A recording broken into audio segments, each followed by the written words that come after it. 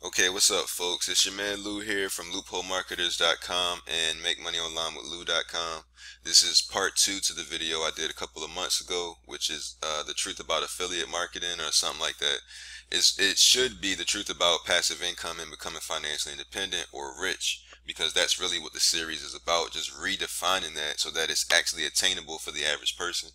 But the title I use is a little more sexy and will get more people, so that's why I use that. But the concept that this really encapsulates is redefining what we understand as rich so that we can actually become rich, as opposed to chasing it our entire lives because of what they've sold us as rich, what they've sold us as becoming wealthy, and the goal and the steps to becoming successful. All this bullshit. Every single part of it is bullshit, so that somebody can sell books, so that somebody can sell workshops, so that people can have TV shows and all this type of stuff. It's just a concept. So you take what's real and then you have to make it sexy so that it has a mass appeal, because before that it doesn't have a mass appeal. So real wealth, the process to actually becoming wealthy, is really fucking boring. So nobody wants to actually do that. So they can't put that in a movie or make a TV show about that because it wouldn't be interesting. But reality isn't interesting. You know, that's the crazy thing about it. Entertainment is very interesting. So what we do is we end up finding entertainment that we think is education, and then we try to do what we see in the entertainment, because we don't feel like the boring education. So we've replaced education with entertainment. So these concepts that we have about wealth and being rich, and what it takes to become wealthy and rich, they're really just concepts that at one point in time were very entertaining concepts, but they stuck around for so long that actual businesses were built off of this entertainment.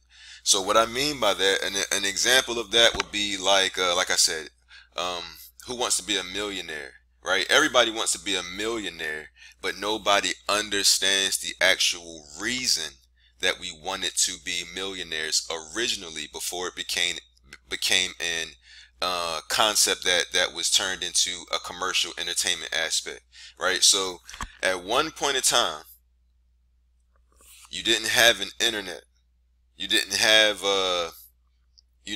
money had a different value and all these different types of things, right?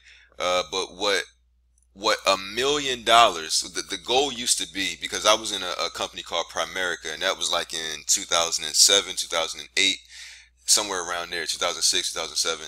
And they taught me the concept of invest the difference.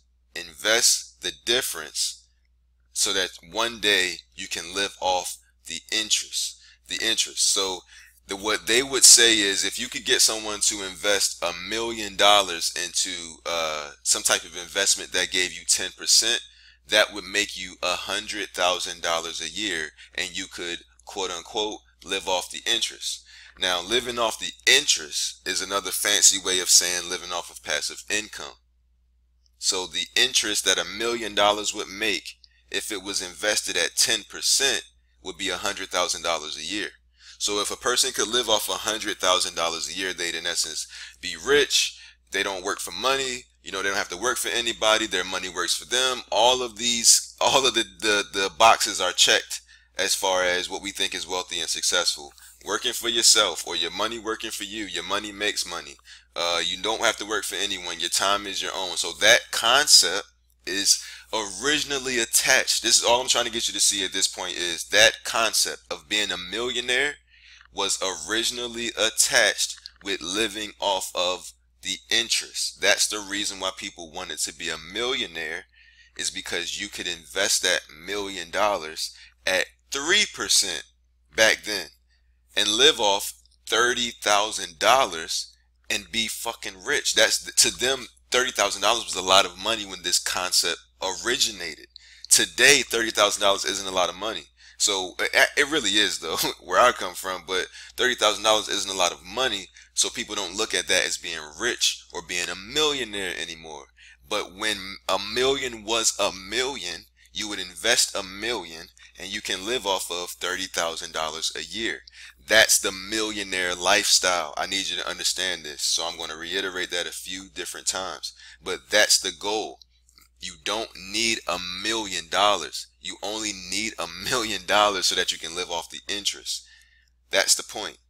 That's what I'm trying to say. That's the original goal of being a millionaire, is living off the interest, living off of passive income that comes from investing or putting $1 million to work. So when people say you need money to make money, you become wealthy or rich or financially independent by having your money work for you. That original concept comes from that. That's the reason. That's the reason. Who wants to be a millionaire? Oh, I want to be a millionaire, not so that I can have $1 million in the bank that I'm going to spend and it will go away eventually. Not so that I can have $1 million in the bank for my retirement that's getting ate up by inflation every year, because that doesn't make any sense, right? You don't need to be a cash millionaire. Cash is fucking worthless.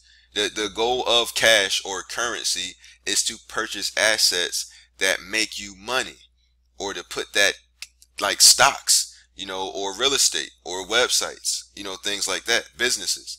So that's the real reason you want to be a millionaire, so that you can put that $1 million to work. That's the only reason. Anything else other than that is trickery. Anything else, any other reason wanting to be a millionaire is based off of the concept and the ideal that they sold you about being rich, not the actual reason or purpose to be rich. I need you to understand that. So if you want to be a millionaire because you think having millions gives you the ability to buy what you want and live where you want to live and all, that's not true. If you make millions, if you make $1 million a year and you're that type of millionaire, that's true. That money doesn't run out because it's continually coming in. But if you want to have $1 million in the bank, you don't understand the real purpose or value of money. That's what I'm trying to say. Unless that $1 million is 6 months income, because that's the only reason you need to have that much saved in a bank. Unless that much money is 6 months income, so that if you stop working, you have 6 months to find a new job or create a new business or whatever it is. Other than that, you don't need $1 million in the bank. All right. So I've beat that in the head a few times. Now let's look at some actual examples of what rich and wealthy really is. Now that I've hopefully burst your bubble, and if you're here for if you want to actually be wealthy, that shouldn't disappoint you. If you're feeling yourself being disappointed by what I just said, that means I need you to understand that that's the feeling of what they've taught you, going to war with what you just heard. The two concepts going to war, and you not wanting to let go of their concept shows you how much of a hold they have on you. Because if they were actually teaching us how to become wealthy and rich, there'd be way more people in my neighborhood. When I was living in West Philadelphia, 60th and Girard, there'd be way more people in my neighborhood that knew the concept of rich, knew the definition of rich, because if you had the right definition of rich, you would easily know what steps to take to get to rich. But the people that I know are trying to chase $1 million. You understand what I'm saying? They're trying to, anything under $1 million isn't enough money to change life, so it's not worth working toward. That's how they get you. They get you with the all or nothing type of mentality, right? So work is better than making $30,000 a year in passive income if you work at a job that pays you $50,000 a year. That's not true though, but because we don't understand what rich and wealthy actually is, we would choose, because all we know is absolute income. That person makes $100,000 a year versus my $30,000 a year at my job. That person over there makes $50,000 a year at their job, versus this person over here is $48,000 a year, or $36,000 a year as a teacher, or this, you know what I'm saying? So that's how people look at it. What is my salary? And that's how they measure their wealth. So so that's why everybody wants to be a millionaire. You understand what I'm saying? These tens of thousands aren't worth anything. These hundreds of thousands, I've even seen people complain about $100,000 a year isn't enough money to support a family. And that's really, it's just, all right. So kind of getting off the topic there, but I just want you to, I want to beat this in your head, because every person I talk to my surprise, rejects this concept. And I have to remember that the people who have influenced them to this point have done a really good fucking job at ingraining the false concepts into our minds. All right. So If I was to ask most people what rich is, they would tell me $1 million in the bank. They would tell me enough money that it never runs out. They would tell me enough money to be able to do what I want to do when I want to do with who I want to do it. That's what people would say, stuff like that. But none of those things give you a how to. None of those things give you a game plan or actual steps. None of those things seem super attainable for the average individual. But let's read what Nasdaq.com. When you think Nasdaq, you think white men in business suits in Walmart on Wall Street. Nasdaq. This is like official wealth shit, right? Nasdaq. So this is what I just want people to see this. This isn't just, black guy from West Philly saying this. This is Nasdaq. And Robert Kiyosaki is where I actually got this concept from, but this is Nasdaq. So the parameters in question. This article shows that the investor really can get rich from dividends, right? The parameter in question. Before showing you how an investor can become rich from dividends, first I would like to define the term rich. While many have pegged an arbitrary net worth number as the cutoff of being rich, I believe this is not realistic. Wealth is relative. As such, we consider someone to be rich if they generate enough passive income to cease working for money's sake alone. Rich people often continue to work because they enjoy it. The distinction is that they do not need to. Okay? That's the goal. This is what I need you to understand. A person is rich. This is Nasdaq saying this, not Joe Schmo down the block. This ain't the dude who has the entertaining financial show that comes on every day where it's always some type of problem or topic to talk about that's entertaining. This ain't that.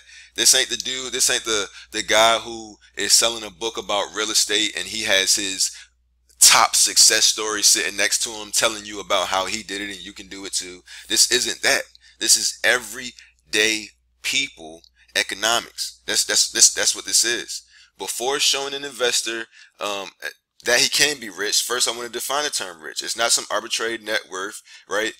Rich is someone that generates enough passive income to cease working for money's sake. You don't work for money anymore when you're rich. That's rich. Passive income that allows you to cease from working for money. When you put your money to work, then you no longer have to go to work for money. We have it backwards in our society where we work for money, and money, currency in particular, cash, was created to work for us. That's what it was created for. We've just lost sight of that since, the gold money been taken off the gold standard thing. So we kind of lost sight of that, and that was by design. That's what I want people to understand. Rich is not what you think it is. Everybody's chasing rich, and they don't even understand what it is. If your bills are $1,200 a month, when you create $1,200 a month in passive income, you're rich. You don't need $1 million. $1,200 a month in passive income is damn, I don't know the math. It's like $14,400. $1,200 a month in passive income. It's like something like that. $14,000 a year. Let's just round it up. $15,000 a year. So if your bills come to $1,200 a month, all you need is $15,000 a year in passive income to be considered rich. Isn't that fucking counterintuitive? Does anybody believe me when I say this, yo? Does anybody believe me when I say that? That is the opposite of what they've ever taught us. I got to get in this calculator and make sure I'm doing the math right, because, man, shit. Let me 1,200. I just want to make sure I'm giving y'all the right numbers. Yeah, 14,400. So $14,400 a year in passive income if your bills are $1,200 a month. If your bills are $2,400 a month, then fucking, what's that, 28,000? That's all you need? 29,000 a year. So think about that. Think about that. That's all I want you to see. If you make $2,400 a month at your job, I know people that do. If you make $2,400 a month at your job, guess how much you need to replace your job? $2,400 a month. And then you are rich. You are financially independent, meaning that your money doesn't come from any source outside of basically you. You're not dependent on a job for your finances. All right. So I didn't say much in this video. I just wanted to redefine that concept of being rich and let NASDAQ tell you. In the next video, we're going to actually get into some of these numbers and stuff on these charts that I have up, and some of the examples of people who are actually trying to attain wealth. And the reason that I'm saying this, that's why I had to attach this to affiliate marketing and internet marketing, is because America in general, I don't know anybody else, but America in general has been polluted with this concept of what wealth and riches and all that is. So that leads us to take steps that don't really get us to the final destination that we want to get to. Same thing with internet marketing. When I first got into internet marketing, as I said in the first video, I was bombarded by all of these beautiful, well-crafted, $1 million budget marketing campaigns. And those campaigns were keeping me in a loop. They were keeping me chasing this carrot of success that wasn't even success for me. $100,000 a year, I didn't need that. $10,000 a month, I didn't need that. I was making $3,500 a month, and my bills were probably $1,000 or less, and I didn't even know I was financially independent. You see what I'm saying? I had to come across somebody that was teaching truth, Robert Kiyosaki, to figure out that, oh shit, I already have enough passive income to cover my expenses. I'm financially independent. I don't have to work for money anymore. What I'm continually trying to chase is someone else's definition of success and independence, and they've picked that number because they've gone out and surveyed 100 motherfuckers that want to become wealthy and figured out the number that makes them take action, not the number that they need to be successful. They figured out the number that will make that person pull out their credit card and buy their training. My training teaches you how to make $10,000 a month. My training teaches you how to make $100,000 a year. My training showed this person how to make $100,000 their first year. My training showed this person how to make $10,000 in 6 months. That's they know using those specific numbers is what gets people to take action. It's just like, who wants to be a millionaire? The millionaire next door. Nobody's making books about the thousandaire. Nobody's making books about the person who makes $14,000 in passive income and travels the world. No one's making books about those people. But that's the reality of it. You don't need $1 million. Thank you, Tim Ferriss, for telling me this, because that's what got me to seek this out. You don't need $1 million. You want to live like a millionaire. Look up relative income versus absolute income, and watch the next video after this, part 3. Part 3, I'm going to show you some examples. Thank you for your time and attention. I appreciate it. I'll see you in the next one.